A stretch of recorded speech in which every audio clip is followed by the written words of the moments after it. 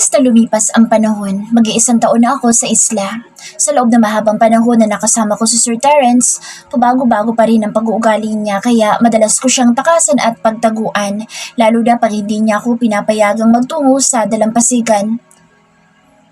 Sir Terence, galit ka pa ba? Pinarusahan mo na ako sa Demon's Room, dapat hindi ka nagalit. Stop talking, Rika. Finish your food. Hindi na ako nagsalita, nakaramdam ako ng inis sa kanya. Sobra na nga yung pagpaparusa niya sa Demon's Room. Mainit pa rin ang ulo niya. Kahit paulit-ulit niyang sabihin na huwag ko siyang tawaging sir ay ginagawa ko pa rin. Napatitig ako sa kanya. Stop staring at me kung ayaw mo ibalik kita sa Demon's Room. Hindi kita tinitingnan, sungit. Ang lakas ng toyo mo. Meron ka ba ngayon? Turan ko sa pagkainis ko. Ilang araw nang nagsusungit si Sir Terence. Hindi ako pinapayagang magpagala-gala sa isla na hindi ko maunawaan kung bakit. Tuwing susuwayin ko siya, lagi akong pinaparusahan. What did you say, Rika? Pabagsak na ibinaba ni Sir Terence ang kutsara at tinidor na hawak niya at masama akong tiningnan. Akala niya yung matatakot ako sa tingin niya. Iningusan ko siya at tumigil na ako sa pagkain. Nakakawala na ng gana ang kasungitan ni Sir Terence. 1 linggo pa lang ang nakararaan. Sobrang lambing niya at lagi nakapulupot sa akin. Hindi ko alam kung bakit bigla na lang siyang nagsusungit sa akin at laging nakasinghal. Umuntong hininga ako at inilis ko ang tingin kay Sir Terence. Ano bang nagawa ko? Bakit bigla na lang siyang nagagalit? Sa isip ko. Mag-1 taon na rin ang lihim kong pagmamahal kay Sir Terence na kinatatakutan kong malaman niya. Ang hirap niyang intindihin. Napatingin ako kay Sir Terence nang malalim itong bumuntong hininga. Animoy may malaki itong problema. Inalis ko ang tingin sa kanya nang tumingin siya sa gawi ko.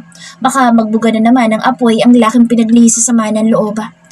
Akmang tatayo na ako para iligpit ang pinagkainan namin na magsalita si Sir Terence kaya napatingin ako sa kanya. Huwag kang lalabas ng mansyon, Rika. Naiintindihan mo ba?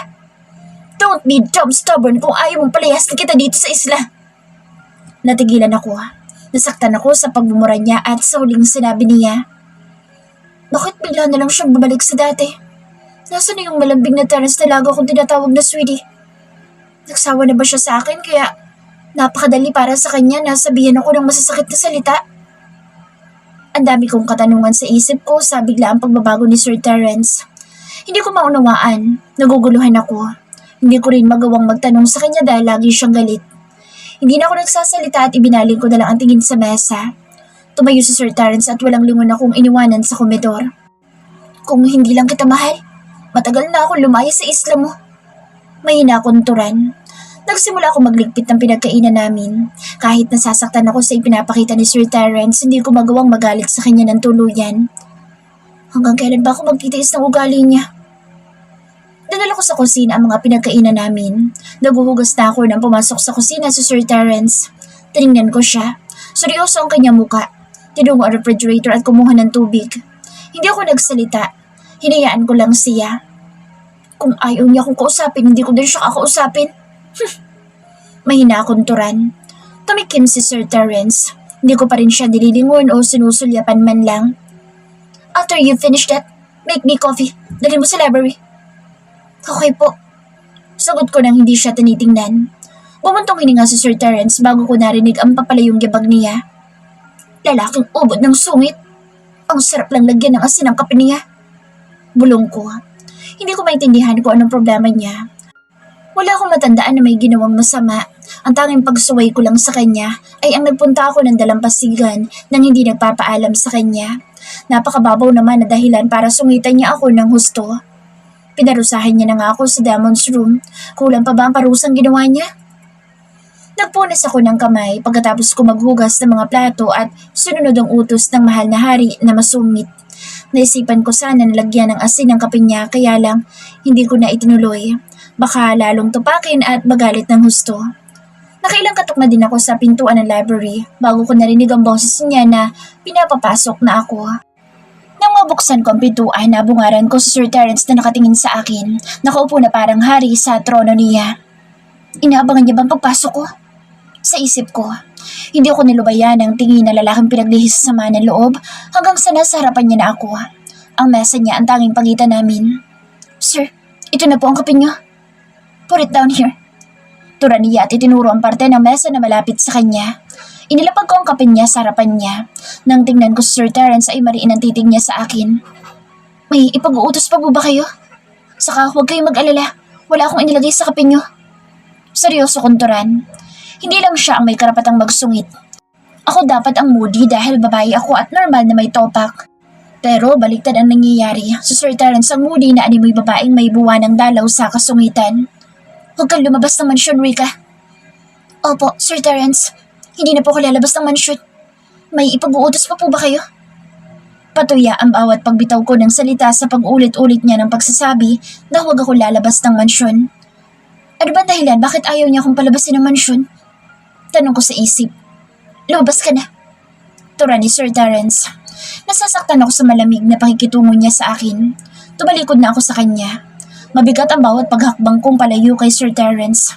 Nang maisara ko ang pintuan ng library, pumatak ang luha ko. Hindi naman ako bato. Nasasaktan ako sa pagtrato niya sa akin. Ngayon, na parang wala akong halaga at isa lamang akong katulong niya.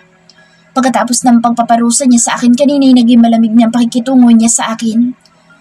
Mag-iisang taon na akong paulit-ulit na inaangkin ni Sir Terence. Minsan sumasagi sa isipan ko na maaaring nagsasawa na siya sa akin. Ang lihim kong pag-ibig sa kanya ang dahilan kaya hinahayaan ko siyang angkinin ako ng paulit-ulit. Nasabi noon ni Sir Terence na ayaw niyang magkaanak kaya pinaiinom niya ako ng pills. Sinusunod ko ang bawat sabihin niya ng walang pagtutol.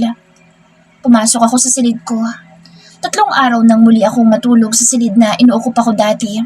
Bago ako palipatin ni Sir Terence sa silid niya. Wala namang pagtutol si Sir Terence na muli akong bumalik sa silid ko dahil mukhang ito rin naman ang gusto niya. Pabagsak akong nahiga sa kama. Patagilid akong humiga. Patalikod sa pintuan. Hinila ko ang kumot hanggang sa ulo ko na lang ang hindi natatakpan ng kumot. Muling pumatak ang luha ko. Sana bumalik na si Sir Terence. Miss na miss ko na siya. Mahina akong turan. 1 buwan na ang nakararaan simula na umalis si Sir Terence. Nakaupo ako sa buhanginan habang nakatanaw sa karagatan. Araw-araw ako naghihintay sa pagbabalik niya. Kahit tawag o mensahe hindi ginawa ni Sir Terence.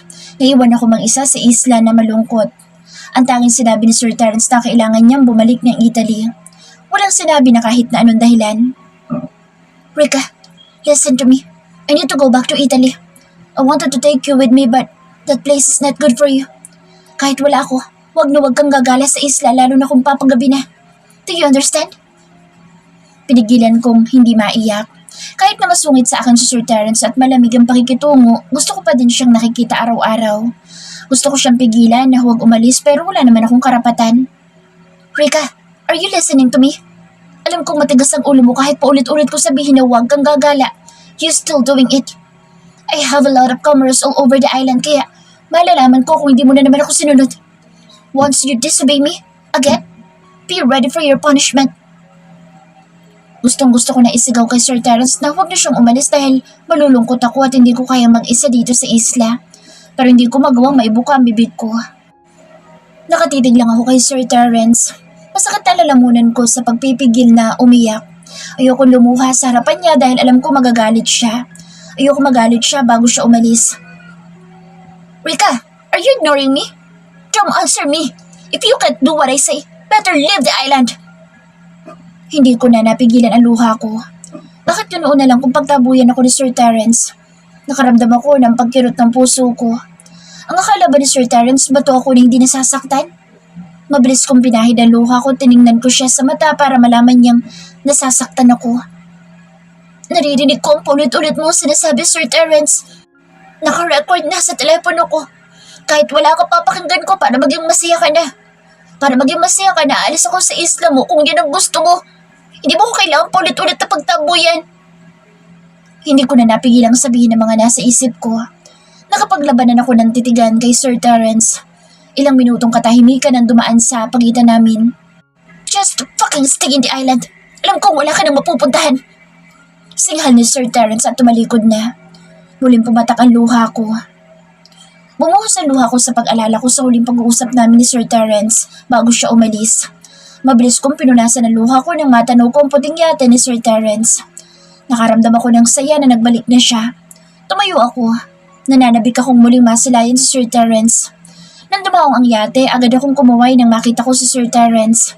Malaki naging ngiti ko pero naglaho ang ngiti at saya ko Nang sumulpot sa likuran ni Sir Terence, si Nicole, ang babaeng linta. Akala ko ba ayaw ni Sir Terence ng ibang tao sa isla? Bakit isinama niya ang babaeng linta dito?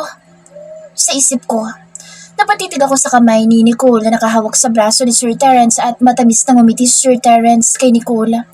Parang silaksak ng punyal ang puso ko sa nakikita ko sa harapan ko. Napasimangot ako. Babe, hold my hand, baka mahulog ako.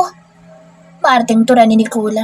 Binuhat ni Sir Terence si Nicole mula sa yate para hindi ito mabasa. Lalo ko nakaramdam ng sakit sa nakikita ko. Ang sweet nilang tingnan. Kahit hindi ako maalam sa pakikipag-boyfriend, halatang may relasyon ang dalawa. Kaya ba naging malamig ang pakikitungo sa akin ni Sir Terence? Dahil naubyan niya na si Nicole? Nagkabalikan na sila?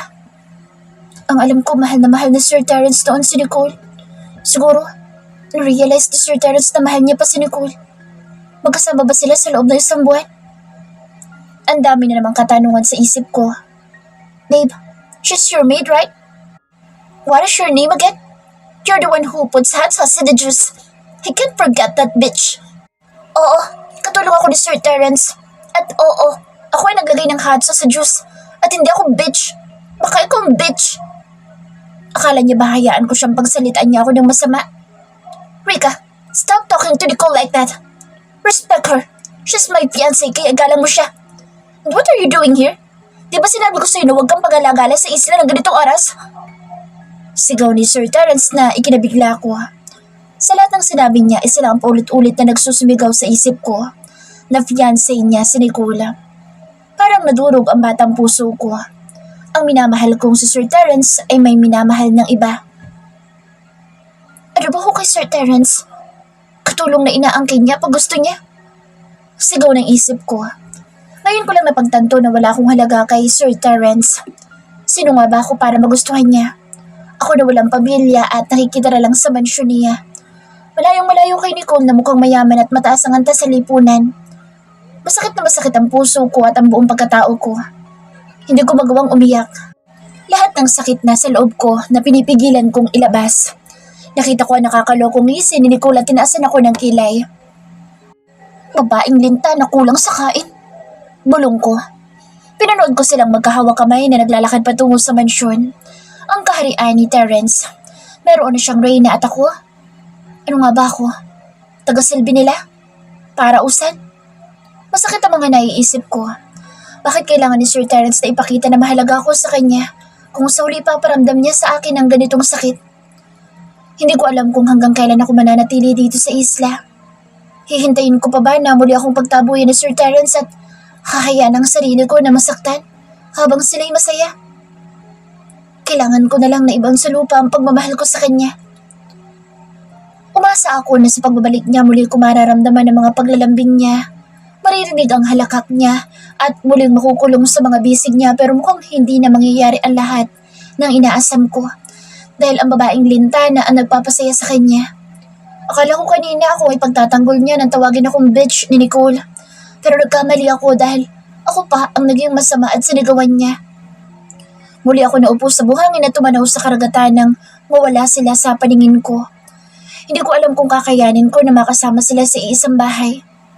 Magiging napakasakit sa akin na makikita silang naglalandian sa harapan ko. Lalo lang madudurog ang puso ko.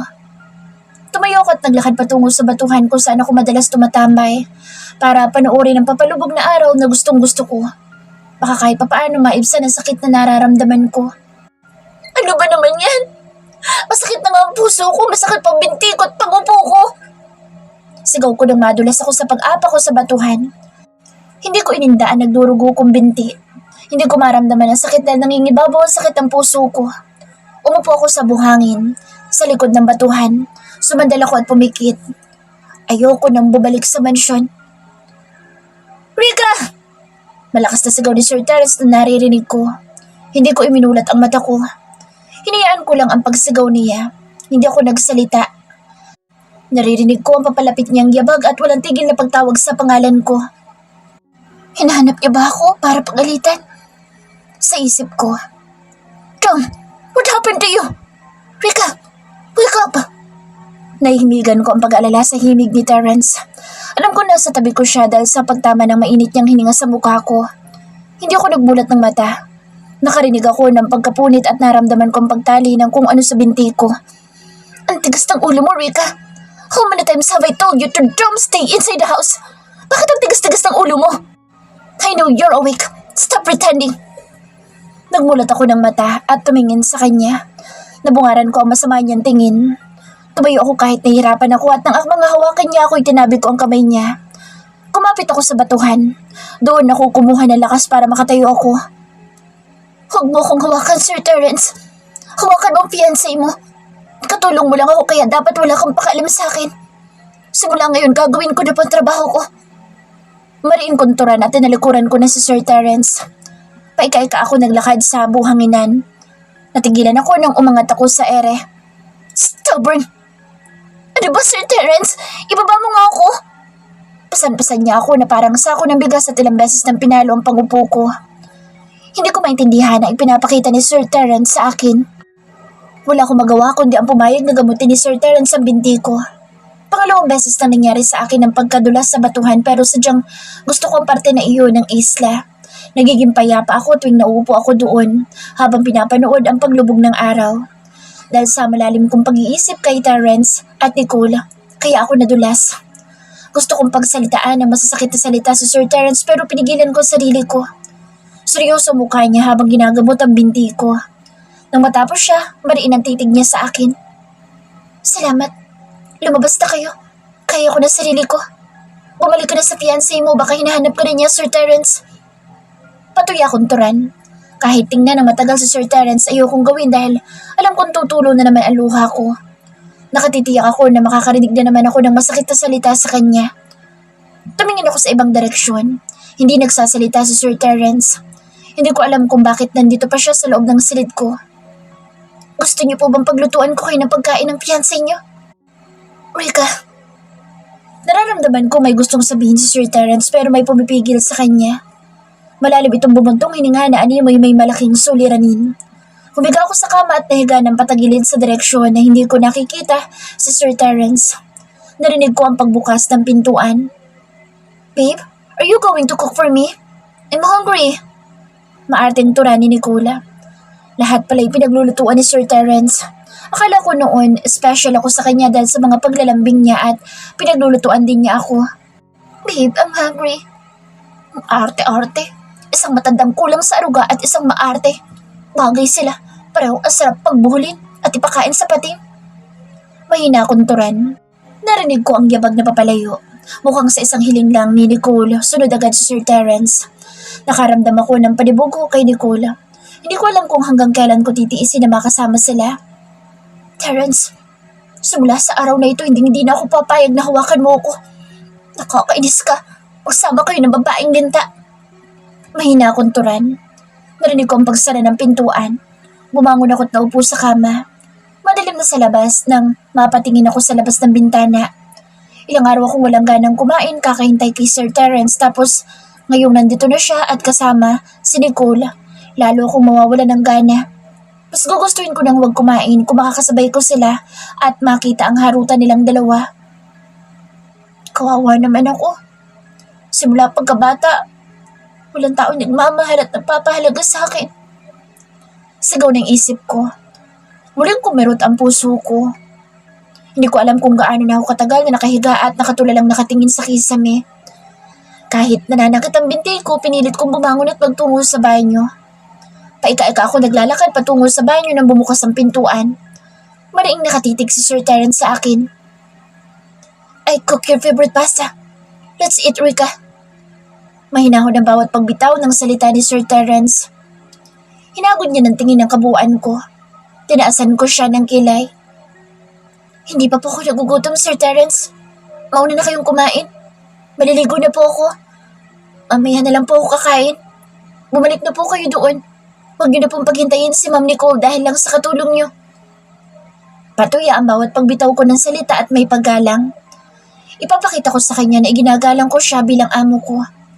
Pero hindi ko may papangako na hayaan ko si Nicole na pagsalitaan ako ng masasakit na salita dahil kahit kampihan pa siya ng lalaking pinaglihis sa sama ng loob, hindi ko siya uurungan.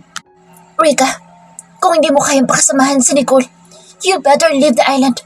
Magpakalayo-layo ka na. Okay, Sir Terence. Bukas na bukas din aalis na po ako ng isla.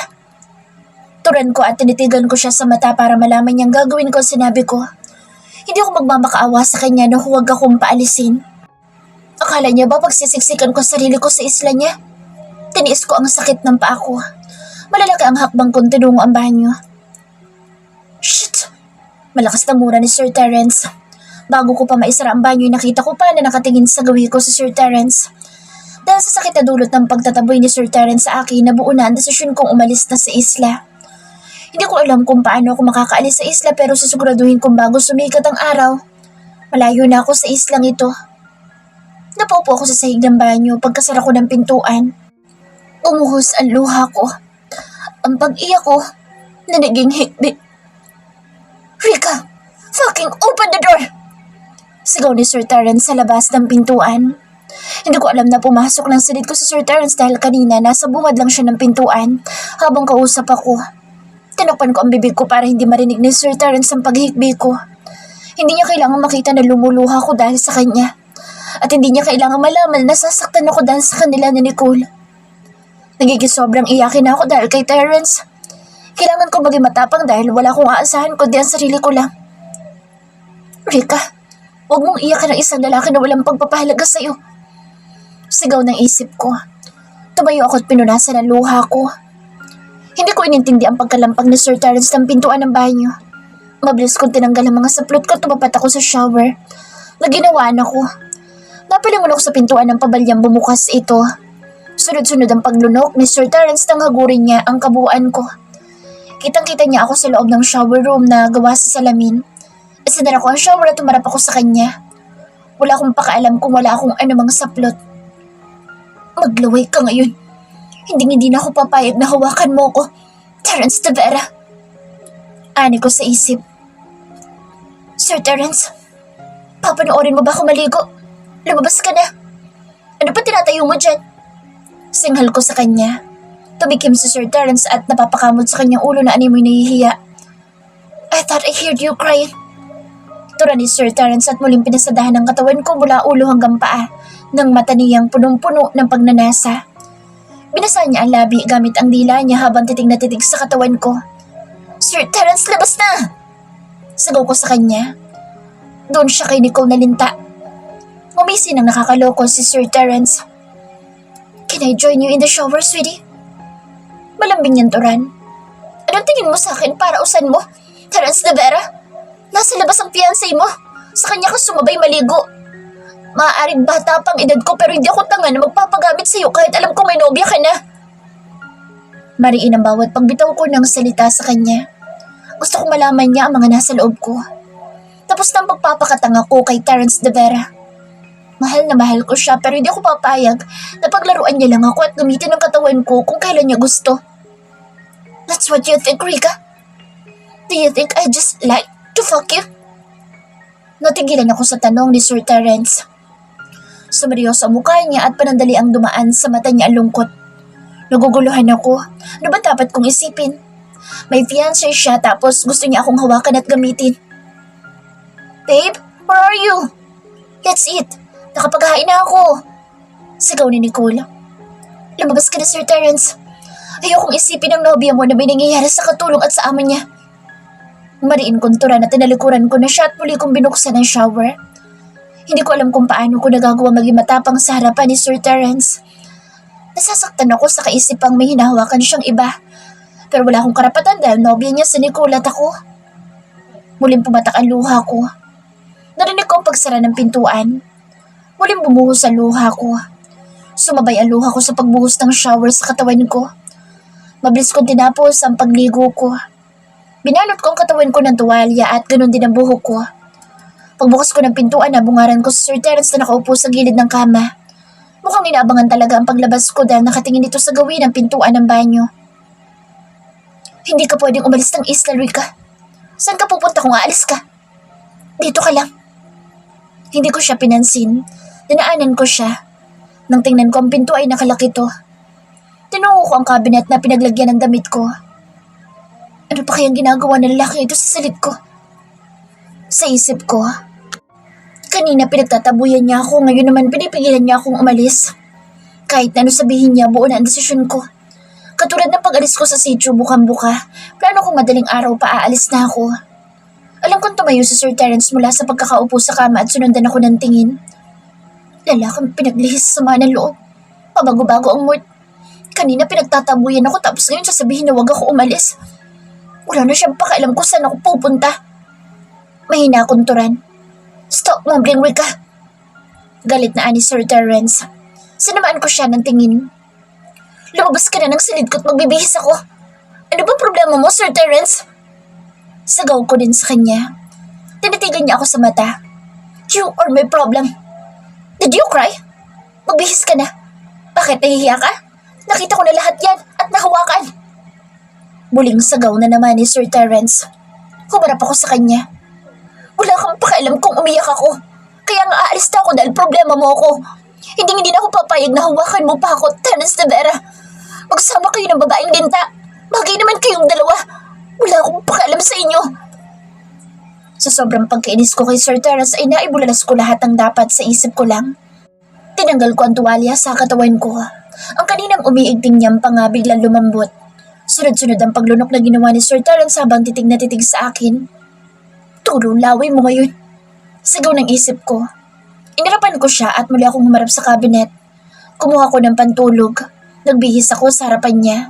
Patapos ako makapagbihis, malalaki ang hakbang na tinungo kong kinaroroonan ni Sir Terence. Hinawakan ko ang palapulsuhan niya, tinila ko siya patungo sa pintuan. Nagpahila naman ito. Nang mabuksan ko ang pintuan, pabaliya ko siyang pinalabas at agad kong nilak ang pintuan ko. Rika, open this damn door! Sigaw ni Sir Terence at kinakalampag ang pintuan ko. Terence, kanina pa kita hinahanap. Ano bang ginagawa mo dyan? Tura na babaeng linta. Pagsama kayong dalawa, wala akong pakalim sa inyo. Turan ko. Naglakad ako patungo sa kama. Humiga ako. Saan ako pupunta pag alis ko? Mahina akong turan. Muli akong tumayo. Nagpalakad-lakad ako sa silid ko. Siguro ibabalik na lang ako sa isla nila Ma'am Angel at hihingi ng tulong para makapunta ako ng Maynila. Ang nabuong plano sa isip ko. Wala akong balak na dalhin ng mga bagay na binili ni Terence sa akin. Kung noon na kaya kong umalis nang walang katiyakan kung saan ako pupunta at napadpad ako sa isla ni Sir Terence. Nakatitiyak akong kakayanin kong muli na makaalis dito. Ang kaibahan lang noon at ngayon, noon masaya ako. Walang iniisip na ibang tao. Ngayon, babaunin ko ang sakit ng pagkadurog ng puso sa unang lalaki minahal ko. Ibabaon ko na lang sa kaibuturan ng puso ko ang pagmamahal ko para kay Terence. Muli akong humiga sa kama. Huwag kang umiyak, Rika. Huwag mong sayangin ang luha mo sa kanya. Pagkausap ko sa sarili ko. Maghahating gabi na hindi pa rin ako dalawin ng antok. Nakaramdam ako ng gutom. Kinuha ko ang roba ko at pinatong ko sa suot kong pantulog. Tahimik na ang buong kabahayan. Siguro'y natutulog na si Sir Terence at ang babaeng linta. Muling kumirot ang puso ko sa kaalamang magkasama silang natutulog sa silid ni Sir Terence. Sa kama ni Sir Terence na pinagtulugan ko noon. Ako ang yakap niya noon na matulog sa silid niya.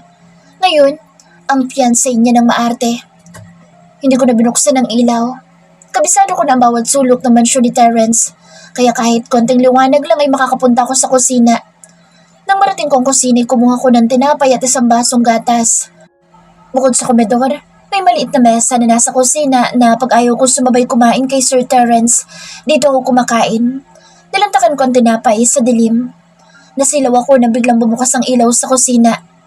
Ipinagpatuloy ko ang pagkain ko kahit pumasok sa kusina si Sir Terence. Hindi ako nagsalita at hindi ko siya tiningnan. Yan lang ang kakainin mo? Do you want me to heat up the leftover food, sweetie? Tura ni Sir Terence. Tumayo siya sa harapan ng mesa na kinaroroonan ko. Huwag mo na akong tawagin ng sweetie, Sir Terence. Busog na ako.